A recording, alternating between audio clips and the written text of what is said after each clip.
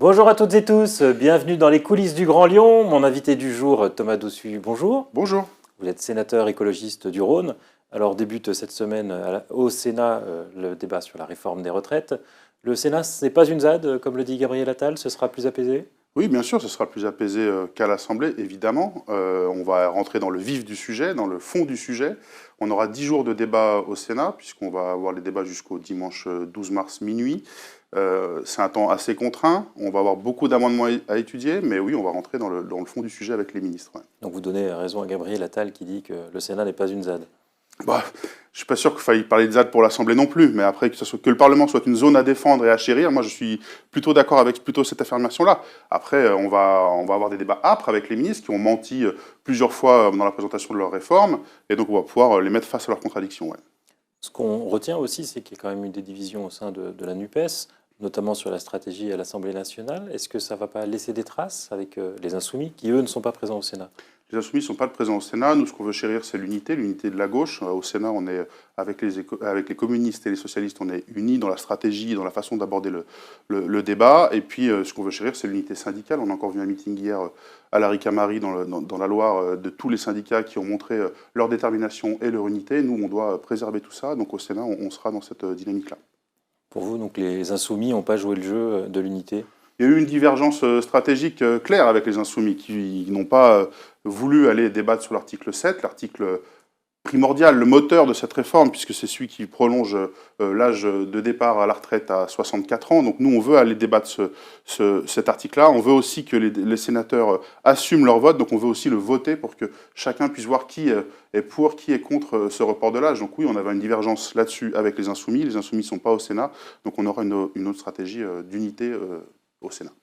Derrière, finalement, la question, c'est de savoir si la contestation va se jouer réellement dans l'Assemblée parlementaire ou dans la rue à partir de mardi prochain. Je pense que les deux vont de pair. On a besoin, nous, d'une société mobilisée pour faire comprendre aux sénateurs de droite que le projet, ce qu'attendent les Français, ce n'est pas ce report de l'âge, c'est une meilleure répartition du temps de travail. Il n'y aura pas de surprise sur le vote au Sénat. Le Sénat vote cette réforme depuis longtemps. Oui, et on l'a vu déjà cette semaine où Bruno Retailleau s'est fondu dans le macronisme. La droite et le macronisme ont fusionné au Sénat.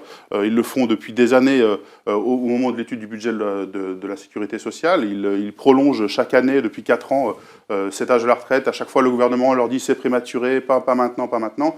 On voit maintenant que le gouvernement a pris cette réforme de la droite. La droite a dit on va vous soutenir là-dessus. La droite est en train de fusionner avec le macronisme, oui.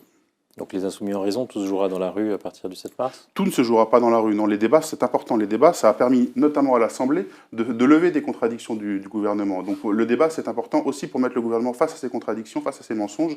Et donc on va aller très loin. Donc ça va aussi se jouer au Sénat. Je pense que c'est important qu'au Sénat, on puisse débattre du fond. Ce qu'il faut comprendre aussi au Sénat, c'est que la droite est divisée. La droite veut aussi augmenter, par exemple, la part de capitalisation, veut remettre en cause le régime par répartition. Donc on aura aussi des débats sur quel modèle de retraite on veut, quel modèle de financement de la retraite on veut, et ça, c'est important qu'on les ait aussi. Autre sujet, on sait que le Sénat, c'est l'organisation des territoires. Vous allez évidemment regarder, après le rapport Buffet, la proposition de fusion entre les communes d'Oulin et Pierre-Bénite. On a compris que vous n'y étiez pas favorable. Alors, c'est même au-delà de ça, qu'on soit pour ou contre, cette réforme, cette fusion des deux communes doit être débattue démocratiquement. Elle ne l'a pas été pendant la campagne municipale, elle a été annoncée par les deux maires de façon abrupte, sans avoir parlé aux conseils municipaux de chacune des villes. Donc là, on est vraiment sur un hold-up démocratique. Et donc, il faut que cette fusion soit débattue, qu'on soit pour ou contre. La question, elle est de savoir qui décide de ça. Il faut que les habitants puissent être consultés. Donc nous, on est pour un référendum. Nous, les écologistes, on est pour un référendum sur les deux communes. Et je pense que tous les démocrates devraient être pour un référendum, au moins pour une réforme, une fusion de telle ampleur. Alors les LR avaient demandé à un moment donné un référendum systématique pour les fusions. C'est dommage de ne pas les avoir soutenus à ce moment-là. Oui, bien sûr. On voit bien que la droite, c'est faites ce que je dis, pas ce que je fais. On le voit, ils nous donnent des leçons de démocratie à la métropole de Lyon, à Lyon, etc. Mais quand ils sont au pouvoir, on voit bien qu'ils veulent tordre le bras et ils veulent avancer sans écouter leurs habitants. Autre sujet qui vous tient à cœur, on sait que vous êtes un fan de football. Vous suivez avec attention ce qui se passe avec la Fédération française de football. Vous avez vu le départ de Noël Le Graët.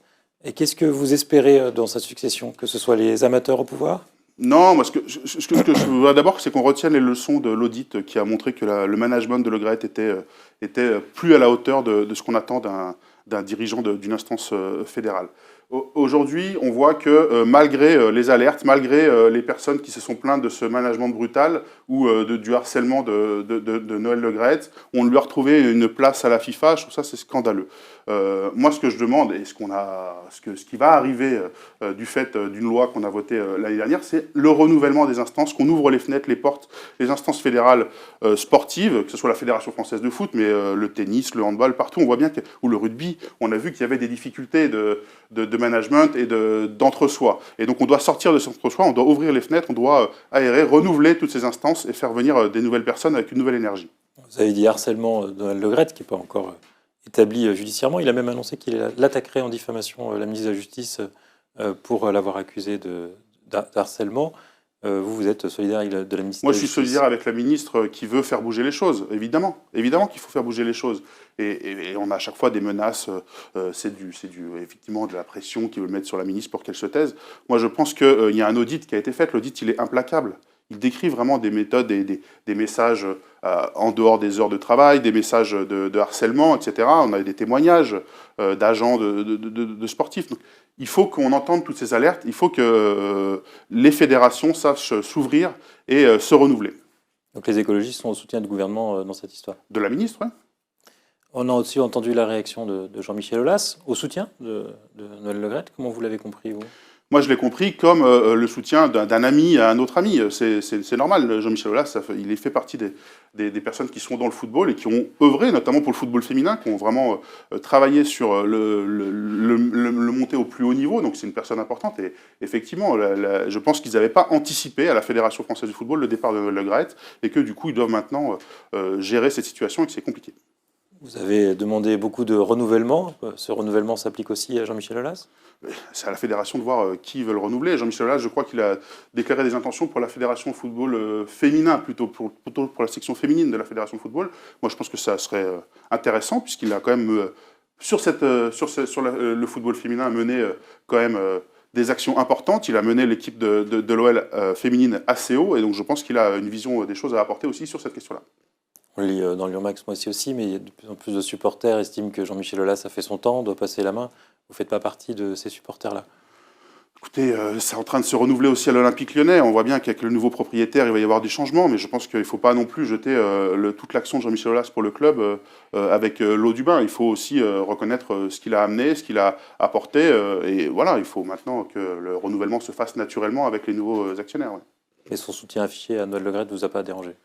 C'est pas un soutien non plus, c'est un soutien à mon avis d'amis. Voilà, c'est moi ce que je retiens de tout ça. Évidemment, ça me dérange que quelqu'un soutienne Noël Le Graët, mais c'est pas la question, elle est pas là. Elle est de comment on a réussi à retrouver un placard pour Noël Le Graët. Moi, c'est ça qui me scandalise.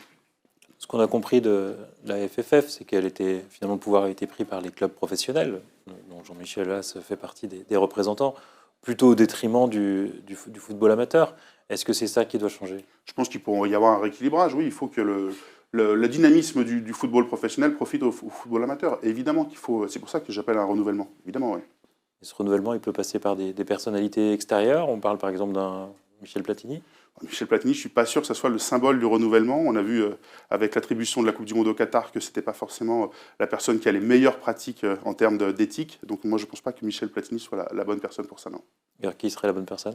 Écoutez, il faut qu'on travaille. Moi, j'ai pas de décision à prendre sur la Fédération française de football qui est indépendante. Donc il faut qu'elle travaille, mais qu'elle travaille aussi à ce qu'on a voté dans la loi sport de l'année dernière, c'est-à-dire à féminiser son conseil d'administration, à l'ouvrir, à le renouveler. Et voilà, c'est ça l'enjeu. Autre mot dans l'actualité, on a appris hier le redéploiement d'Euronews. C'est surtout une casse sociale immense, puisqu'il y aura 200 licenciements, et puis les bureaux de Lyon qui sont répartis aux quatre coins de l'Europe. Est-ce que cette annonce-là, c'est pas aussi le signe d'une perte d'attractivité pour la ville de Lyon? Je ne pense pas que ce soit une perte d'attractivité pour la ville de Lyon. Je pense que c'est Euronews qui a perdu un peu d'objectifs dans sa mission sociale. On avait une belle chaîne qui avait une ambition forte, c'est-à-dire une chaîne dont l'ambition que je partage, c'est-à-dire d'avoir une chaîne européenne, d'actualité européenne, aux quatre coins du monde. Et Lyon est une grande ville européenne, donc elle avait toute sa place à Lyon. Moi, je suis très triste pour les 200 personnes qui sont mises sur le carreau. Je pense que les errements financiers des propriétaires d'Euronews ces dernières années ont conduit à cette situation. Moi, je suis très triste d'abord pour les journalistes. Ouais. Mais ce n'est pas une perte d'attractivité de la ville, ce n'est pas un effet de la politique écologiste. Non, parce que la situation d'Euronews ne date pas de 2020. Je pense que ça fait un moment qu'il y a eu le propriétaire égyptien, puis la revente, etc. Donc non, ça date pas Tout n'est pas de la faute des écologistes, non. Un mot sur le bilan de Grégory Doucet à la ville de Lyon. En particulier, on a eu 2 sondages coup sur coup, d'abord celui de Lyon-Mac, puis celui de Lyon-Capitale ensuite. Les résultats ne sont pas tout à fait les mêmes, mais ils disent tous les deux qu'il y a une certaine impopularité du maire de Lyon à mi-mandat, ce qui est très surprenant quand on compare avec les autres maires élus à la même période il y a 3 ans. Qu'est-ce qui s'est passé pour Grégory Doucet? Non, moi je pense qu'il y a des attentes. Il y a des attentes. Il faut que ce qu'on a promis en 2020, ça sorte. Les chantiers vont commencer à sortir. Moi, je ne suis pas très inquiet. Vous dites que ça n'est pas au même niveau que d'autres maires. J'ai vu un sondage à Nice où Estrosi faisait à peu près le même résultat dans les intentions de vote que Grégory Doucet ici, alors qu'il a plusieurs mandats dans les pattes. Donc, moi, je suis peut-être pour ça, mais si on compare avec ceux qui ont été élus nouvellement il y a 3 ans, que ce soit à Montpellier, que ce soit à Nancy, que ce soit à Strasbourg, que ce soit des socialistes, des écologistes, ils sont quand même plutôt à des taux de satisfaction autour des 2/3, voire les 3/4. Là, il est à une majorité de gens insatisfaits. Non, il y a une attente des Lyonnais, c'est sûr. Mais moi, je pense que la sortie des projets à Lyon va corriger tout ça. Je pense qu'on emportera l'adhésion du plus grand nombre à la fin, vous verrez. Pas d'inquiétude pour vous pour l'instant? Pas plus que ça, non. Juste dernier mot, dans l'actualité, on a appris qu'il y aurait une volonté de rendre universel le service national universel, enfin de le rendre obligatoire. C'est quelque chose sur laquelle vous allez vous mobiliser déjà? Évidemment, moi j'avais déjà alerté au moment de l'étude du budget que ce service national universel était déjà une gabegie financière. Actuellement, c'est sur la base du volontariat. Ils attendaient l'année dernière 50 000 volontaires, ils en ont eu 30 000. On voit bien que la jeunesse n'a pas envie de se mobiliser sur ce service national universel, et donc ils veulent imposer la généralisation qui va coûter 2 milliards d'euros. C'est quand même, pour donner les grandes masses, ça va être quand même assez énorme. Donc je pense que le service national universel n'est pas une bonne politique de jeunesse, c'est une politique qui s'inspire d'un souvenir un peu suranné du service militaire, et c'est très mauvais, à mon avis, d'imposer ça à la jeunesse aujourd'hui. Thomas Dossus, je vous remercie. Et puis moi, je vous dis à lundi pour une nouvelle émission des coulisses du Grand Lyon.